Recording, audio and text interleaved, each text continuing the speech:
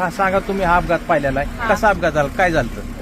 पहिल्यांदा ते आलेलं विमान आणि पहिल्यांदा असं वरून गेलतं, तेव्हा ते चांगलं होतं. नंतर आम्ही घराच्या बाहेरच होतो, आम्ही गुरांना खायलाही टाकलं आणि घरानंतर आलो तर आम्ही बाहेर होतो आणि ते विमान गेलेलं असं खालून आलेलं आणि खालून असं ते खालून आलं आणि ते बरोबर वरती जायचं, ते असं खाली त्याला अटॅक झालं. ते बरोबर म्हणजे 8:45 तेव्हा वाजलेल्या आणि त्याचा म्हणजे आम्ही पाहिलं, पण एवढा मोठा त्याचा असा स्फोट झाला ना, ते आमच्या घरापर्यंत आला, असं ते फिरलं आणि खालीच क्रॅक झालं. ते धावपट्टीवर गेलंच नाही, तसं असं जाग्यावर त्याचा स्फोट झाला. आम्ही एवढं घाबरलो, तरी पण म्हणजे ते आले वरून पोलीस ही, मग आम्ही गेलो. 15 मिनिटं थांबले, मग आम्ही घरून तरी पण आम्ही पाणी आणलं, वाजले पाणी घेऊन आलो, त्यांच्यापाशी पाणी दिलं, विजवलं आणि ती बॉडी अशी साईडला पडलेली आणि त्यांचं मुंडकं ही पूर्ण म्हणजे साईडला होतं ना, अशी निम्मी बॉडी होती ती आम्ही पूर्णपणे पाहिलेली बॉडी.